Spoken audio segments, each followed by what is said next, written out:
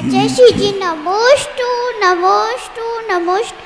आचार्य जी सब लोग कहते हैं कि भगवान जी बच्चे की बात जल्दी सुन लेते हैं।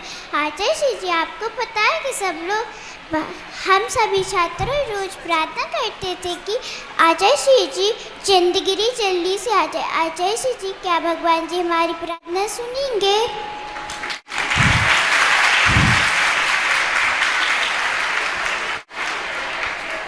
आचार्य जी नमोस्तु नमोस्तु नमोस्तु। आचार्य जी सब लोग कहते हैं कि भगवान जी बच्चों की बात जल्दी सुन लेते हैं। आचार्य जी आपको पता है कि हम सब बच्चे रोज प्रार्थना करते हैं कि आचार्य जी जल्दी चंद्रगिरी आ जाए।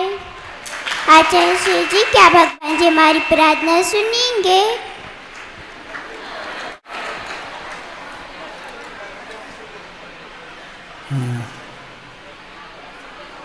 छोटी सी बालिका बोल रही है, उसके बोल तो सुनने में आ रहे हैं, किंतु संक्षेप में उसका क्या आशय है, कोई बहन हो तो उनके माध्यम से उसका आशय प्रेषित किया जाए ताकि उसका समाधान भी हम देख सकें।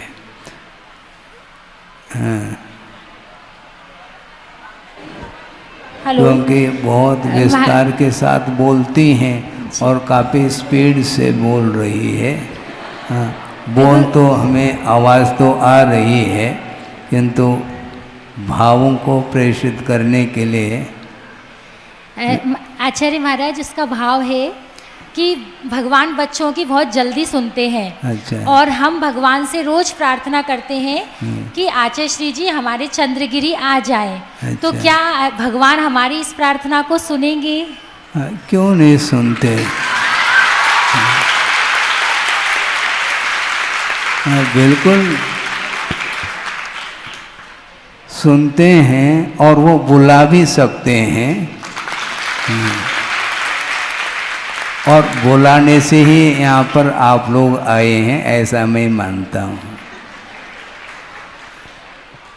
उतने दूर से यात्रा करते हुए आप यहाँ तक आ गए और यहाँ पर इस परिसर में जो भी आप लोगों ने पढ़ा, अध्ययन किया, वो सारा उसको शब्द रूप देते हुए और कौशल के साथ जो प्रस्तुति यहाँ पर दी गई है, वो सारा का सारा विषय बिना पुरुषार्थ के, बिना आस्था के, बिना समर्पण भाव के संभव नहीं है। और बहनों के द्वारा ये जो प्रशिक्षण बालिकाओं के लिए जो दिया गया है, इसमें काफ़ी श्रम किया है और श्रम करने से आत्मा का विकास हर क्षेत्र में होता है, हो सकता नहीं, किंतु समीचीन पुरुषार्थ करने से और सारा फल परिणाम आपके सामने आ रहा है। इसलिए इसी प्रकार चाहे वह चौथी कक्षा की बालिका हो, छात्रा हो, अथवा 10वीं, 11वीं, 12वीं की हो, अपने अपने क्षमता के अनुरूप, कोर्स के अनुरूप उन कलाओं को आत्मसात किया है और प्रस्तुत बहुत ही अच्छे ढंग से प्रस्तुत किया है।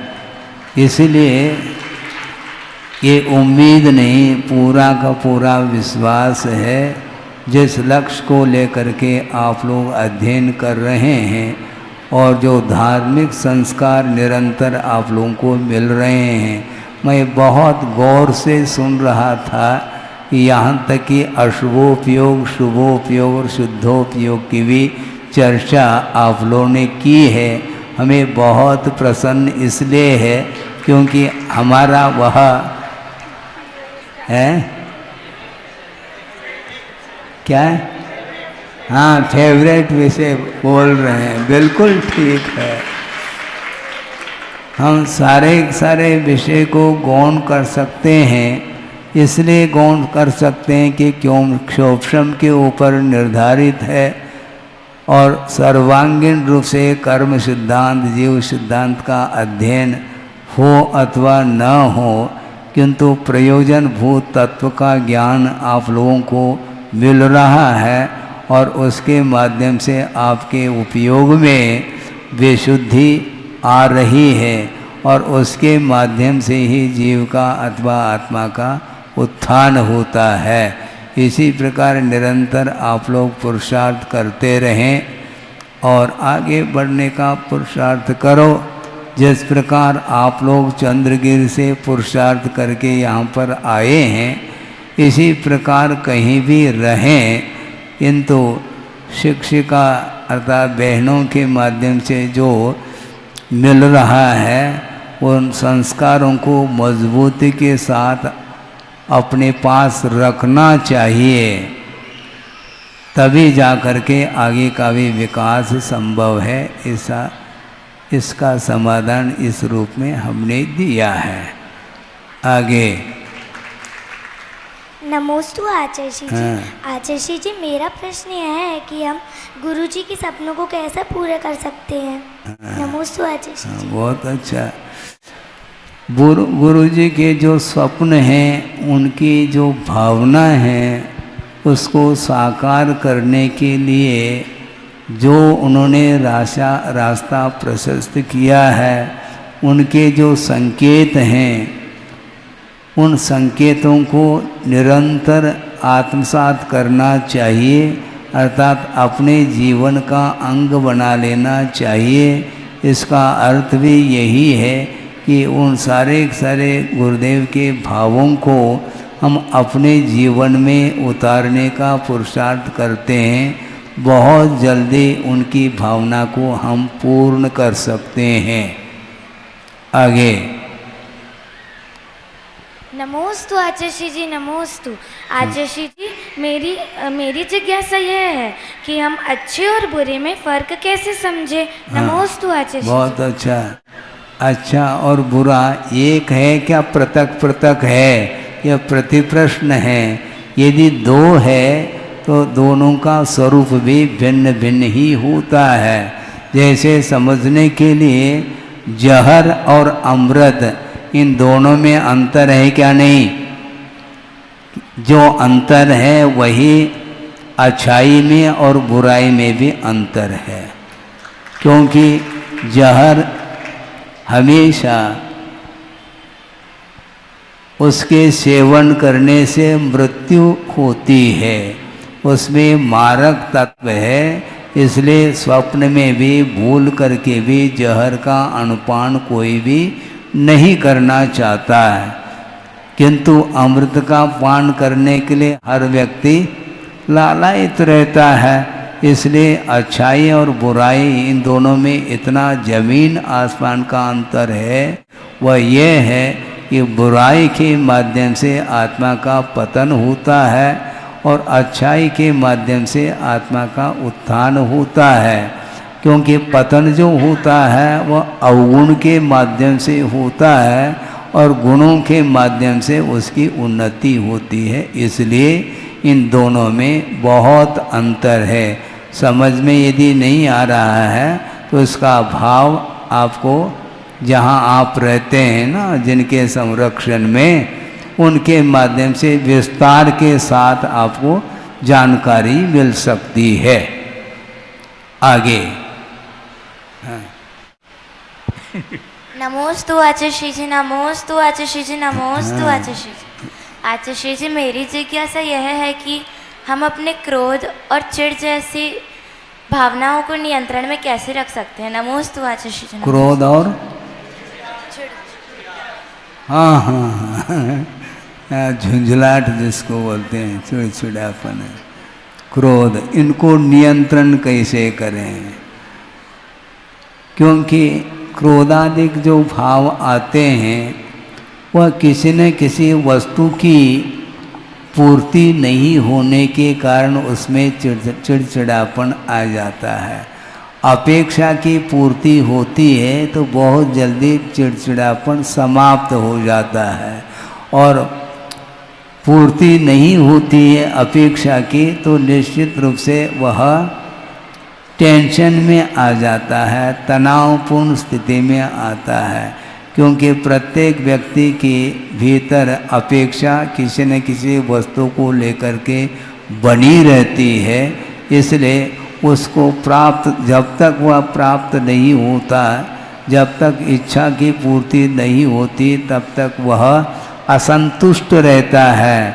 और जब अपेक्षा की पूर्ति होती है तो संतोष का अनुभव करता है। तो आप क्या अपेक्षा रखते हैं जिसके अभाव में चिड़चिड़ापन आ रहा है? आप बताएंगे क्या है? आप बताएं। बिल्कुल हाँ हाँ बोलो। जब कोई ऐसे पढ़ाई का टॉपिक समझ नहीं आता है और फिर पीरियड ओवर होने के बाद ये चली जाती है और फिर वो समझ ही नहीं आता, तब बहुत चिड़चिड़ापन होता है। अच्छा, एकाग्र होकर के सुनना चाहिए और जो बताया गया है, जिसका अध्ययन कराया गया है, पढ़ाया गया है, उसको बार बार उसको रिपीट करना चाहिए, जिसको पुनरावृत्ति बोलते हैं। बार बार उसको पढ़ने से वह विषय याद हो जाता है, मुखाग्र हो जाता है, तो परीक्षा में जो भी प्रश्न आएंगे तो आसानी के साथ उसका उत्तर भी लिखने को आ जाता है, तो अपने आप चिड़चिड़ापन समाप्त हो जाएगा। और क्या है, पुरुषार्थ तो आवश्यक है। निरंतर हम पुरुषार्थ नहीं कर पाते हैं और उसमें कमी रहती है, और मान लो पुरुषार्थ कर भी लेते हैं तो सही दिशा की ओर पुरुषार्थ नहीं होने से उसका परिणाम जितने प्रतिशत में मिलना चाहिए वह नहीं मिल पाता है। इसलिए बार बार पुरुषार्थ करिए। करो। आचार्य महाराज के चरणों में अनंत बार नमोस्तु नमोस्तु नमोस्तु। भगवान, जब हम प्रतिभा स्थली में रहते हैं तो हमारे मन व्रत लेने के होते हैं, अर्थात क्या करने की? व्रत लेने के होते हैं, अर्थात मोक्ष मार्ग में जाने के होते हैं। अच्छा। और जब हम घर पर रहते हैं तो हमारा मन भटक जाता है, हम अपने मन को नहीं संभाल पाते। तो इसमें हम अपने मन को नियंत्रित कैसे करें? नमोस्तु आचार्य श्री जी, नमोस्तु आचार्य श्री जी, नमोस्तु आचार्य श्री। व्रत लेने के भाव जो आते हैं उसका कारण ये है कि जहाँ पर धार्मिक वातावरण हमेशा बना रहता है तो उसके कारण ही अपने भीतर धर्म के प्रति आस्था, श्रद्धा आदि जागृत होती है और उसको अपने जीवन में उतारने का भाव आता है। जैसे समझने के लिए भगवान की प्रतिमा है, जन्मबिंब है, उसके सामने हम खड़े होते हैं, वंदना आदि करते हैं, पूजन आदि कर लेते हैं, तो उस समय भावों में पवित्रता आती है। और उस परिसर से बाहर जाएंगे तो निश्चित रूप से जहाँ जैसा वातावरण निर्मित हुआ मिल जाता है, उसके माध्यम से वह प्रभावित होता है। ये तो निश्चित है। रसोई घर में चले जाओ और खाने की इच्छा न हो, ऐसा होता है कभी? नहीं हो सकता। इसलिए भिन्न भिन्न क्षेत्र आदि के निमित्त से, भिन्न भिन्न वस्तुओं के निमित्त से ही भाव जो है उसको प्राप्त करने का होता है। इसलिए पिक्चर हॉल में चले गए अथवा टेलीविज़न सामने रखा है और वह चित्र देख रहे हैं तो वह बार बार उसी चित्र को देखने का भाव आ जाता है। उस वस्तु के कारण ही परिणामों में इस प्रकार परिवर्तन होता रहता है। इसलिए इसमें स्वाभाविक ये विषय है कि जो मान लो आपके हाथ में एक बर्फ की डली है तो आप क्या महसूस करेंगे? शीतलता का आपको अनुभव होगा। और मान लो सिगड़ी के सामने आप बैठे हैं तो पसीना, पूस के महीने में भी पसीना आने लग जाएगा। इसी का नाम जिस वस्तु का जिस समय समागम होता है उसका प्रभाव निश्चित रूप से पड़ता है। इसलिए विषयों के बीच में रहने से वह अनादिकालीन संस्कार होने से उसको ग्रहण करने का भाव स्वाभाविक रूप से होता है। और ये इस प्रकार का भाव भी हमेशा बने रहें अनिवार्य नहीं है, किंतु एक उम्र के कारण इस प्रकार के भाव आते रहते हैं। धीरे धीरे प्रौढ़ता आती है तो खेल कूद आदि में ज़्यादा मन नहीं लगता। लगता है क्या, पूछ लो जो शिक्षिका हैं आपको तो प्लेग्राउंड में ले जाती होगी, आप तो खेल कूद करते रहते, वो केवल देखती रहती कि कौन कैसा खेल खेल रहा है, किंतु खेलने का मन उनका नहीं होता। इसी प्रकार आप लोग भी धीरे धीरे आगे बढ़ते जाएंगे तो जो इच्छित वस्तु है उसको प्राप्त किया जा सकता है। आगे हे आचार्य भगवान, नमोस्तु नमोस्तु नमोस्तु। हे आचार्य भगवान, मैं आपसे यह प्रश्न करना चाहती हूँ कि हमारा दीदियों एवं छात्राओं के प्रति क्या कर्तव्य एवं जिम्मेदारी होना चाहिए, और आप हमें अंतर बताइए इन दोनों में। नमोस्तु गुरुजी, नमोस्तु। कर्तव्य क्या होना चाहिए यह प्रश्न है। कर्तव्य का बोध उनके द्वारा आपको प्राप्त हो रहा है क्या, नहीं हो रहा है तो कर्तव्य का बोध प्राप्त हो रहा है तो उसको अपने जीवन में प्रयोग में लाना चाहिए। क्योंकि डिसिप्लिन इसी को बोलते हैं। अनुशासन के साथ यदि हम अध्ययन आदि करते हैं तो बहुत ही जल्दी नहीं, बहुत बिफोर जो है विकास देखने को मिलता है। और हम अपने मन के अनुरूप चेष्टाएं करते हैं तो निश्चित रूप से जितने परसेंटेज में विकास होना चाहिए वो नहीं हो पाता है, क्योंकि हम अपने अनुरूप क्रियाओं को करते हैं और जैसा पढ़ाते हैं उस प्रकार करने लग जाएं तो बहुत ही जल्दी विकास देखने को मिलता है। इसलिए जहाँ भी आप रहें तो उनके संरक्षण में और उनके मार्गदर्शन के अनुरूप ही अपने को चलना चाहिए। यदि मार्ग से हट करके बाईपास यदि जाएंगे तो निश्चित रूप से उसमें हानि है। हानि और लाभ का बोध होना चाहिए। अपने रुचि के अनुरूप कोई भी कार्य करते हैं तो उसमें सफलता नहीं मिलती, बल्कि उसमें हानि उठानी पड़ती है। इसलिए अपने क्षेत्र में आप सफलता का अनुभव करना चाहो तो निश्चित रूप से जिस प्रकार पढ़ाया जा रहा है, जिस प्रकार प्रशिक्षण दिया जा रहा है, जिस प्रकार संस्कार दिए जा रहे हैं, उनके अनुरूप ही अपने को चलना चाहिए। इसके माध्यम से ही जीवन की उन्नति होती है। समय भी देखना है, 4:45 बजने को है। हे आचार्य भगवान, नमोस्तु नमोस्तु नमोस्तु। हम कक्षा 12वीं की छात्रा।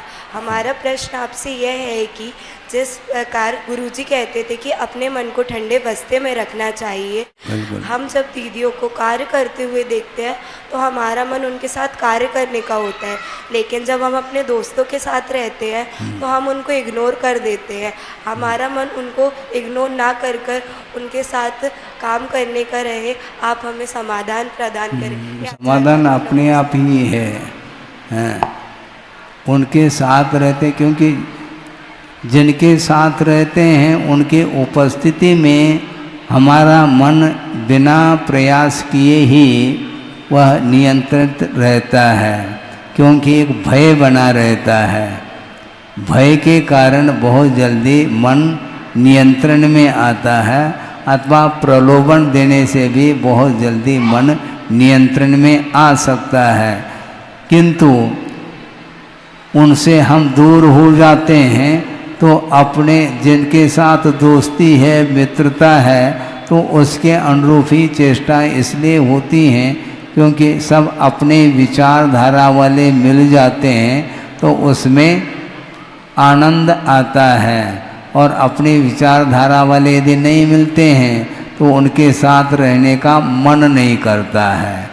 इसलिए शिथिलता के लिए कारण यही बनता है, ज़्यादा दोस्ती ना करें। दोस्ती यदि करना भी है तो वस्तुतः उसमें विचार और आचार इनमें यदि मान लो विकास जिसके अंदर हुआ है वो उसके संगति में, उसके समागम में रहने से स्वयं का भी विकास हो सकता है। इसलिए जो शिथिल व्यक्ति है जिसका मन लगता नहीं, किस में नहीं लगता, कोर्स के विषय में जिसका मन नहीं लगता है उसके साथ न रहें, और जिसका मन अच्छे से लग रहा है बस तालियां बजने लगी, इसका अर्थ आपको ज्ञात हो रहा है। आप बिल्कुल 100% अंक लेकर के आना चाहते हैं तो जो 100% लेने की उम्मीद रखते हैं उनके साथ रहो, उनके साथ मित्रता रखो, तो निश्चित रूप से आचार विचार में परिवर्तन आएगा, उसके माध्यम से विकास होगा। क्योंकि प्रत्येक व्यक्ति का लक्ष्य यही होना चाहिए, हमारा जीवन विकासोन्मुख हो, जीवन में विकास देखने में आ जाए, इस उद्देश्य को लेकर के पुरुषार्थ किया जाता है। हाँ। आचार्य भगवान के चरणों में बारंबार नमोस्तु नमोस्तु नमोस्तु। हे आचार्य भगवान, हम आपसे यह प्रश्न पूछना चाहते हैं कि प्रतिभा स्थली से मिले संस्कारों को लंबे समय तक कैसे सुरक्षित रखें। नमोस्तु आचार्य। बहुत अच्छा, लंबे समय तक सुरक्षित रखना है।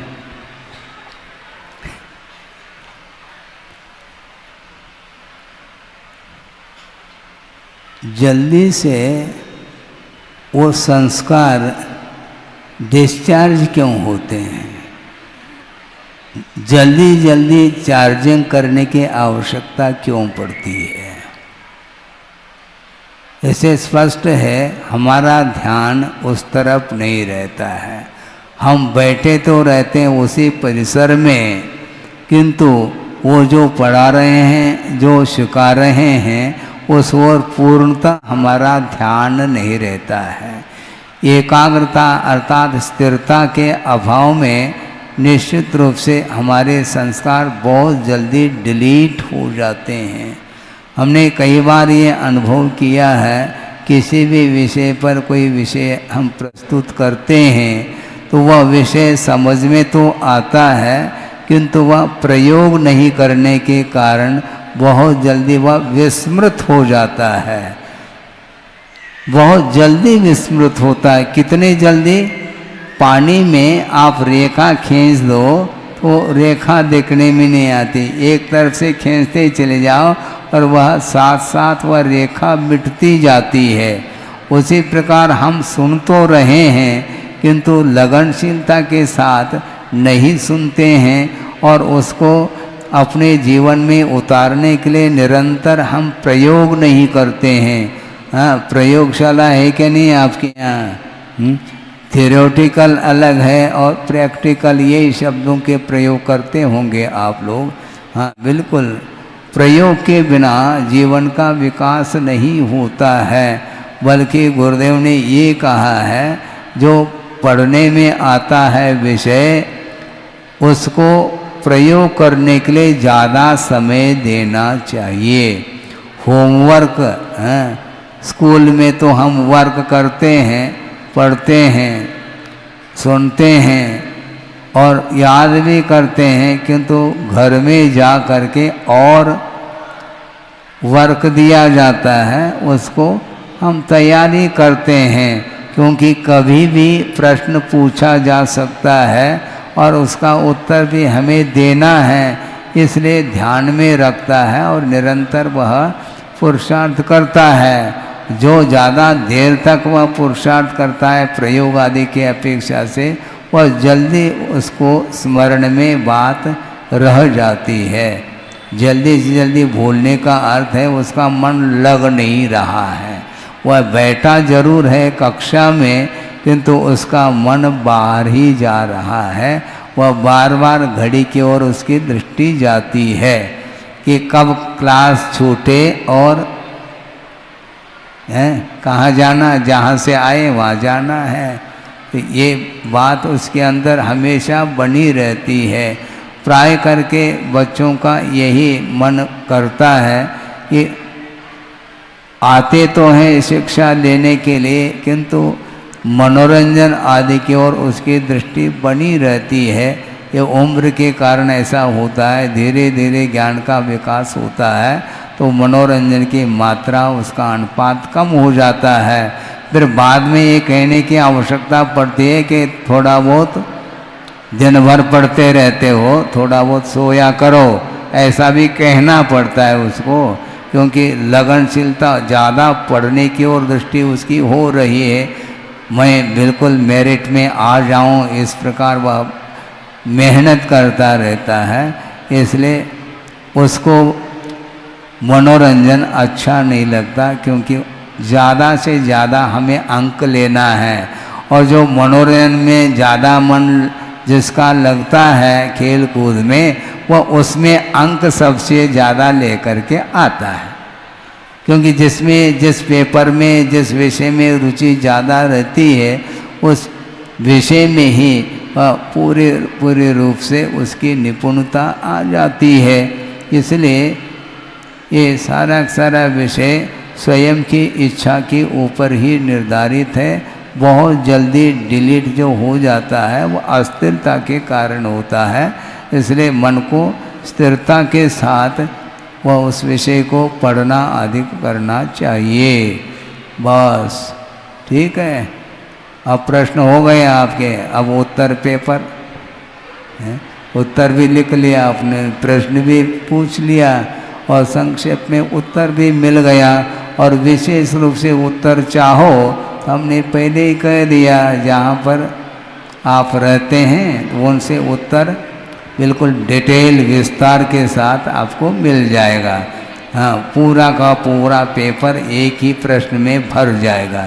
ठीक है, हाँ बस आगे चलो। परम पूज्य गुरुदेव के चरणों में हम सभी निवेदन करते हैं कि आचार्य महाराज जी, तो छात्राओं की समस्याएं थी जिनका आपने समाधान किया, पर हमारी जो समस्याएं वो तो आप समझते हैं, तो आप स्वयं ही हमें समाधान दीजिए कि हम अपने कर्तव्यों को अच्छे से पालन करें। नहीं, पालन करें नहीं, आप पालन कर रहे हैं। क्योंकि समस्या का समाधान गुरुदेव ने दिया है, जो नियमावली है वो आपको ज्ञात है, उसके अनुरूप चलने की आवश्यकता है। सारे समस्याओं का समाधान आपको मिल चुका है। क्योंकि हमारा संक्षेप में इतना ही कहना है, जब गुरुदेव ने पूरा आगम ही आपको पिला दिया है तो हमारे लिए पिलाने के लिए कुछ शेष रहा ही नहीं। इसलिए अब समस्या नहीं रह सकती, समस्या का समाधान मिल चुका है। अब उसको आत्मसात करते हुए प्रयोग करते चले जाएं तो बहुत जल्दी समस्याएं कोई चीज़ है ही नहीं, उसका समाधान वहीं पर मिलेगा।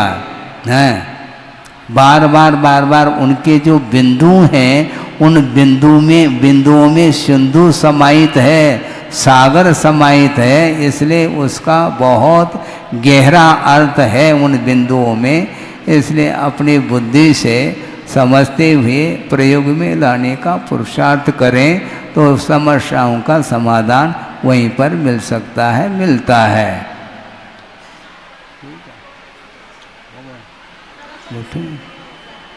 बोधि समाधि परिणाम सिद्धि स्वात्मोपलब्धि शोक सिद्धि चिंतामणिम चिंतित वस्तुदाने स्वाम वंदमानस्य ममास्तु देवी।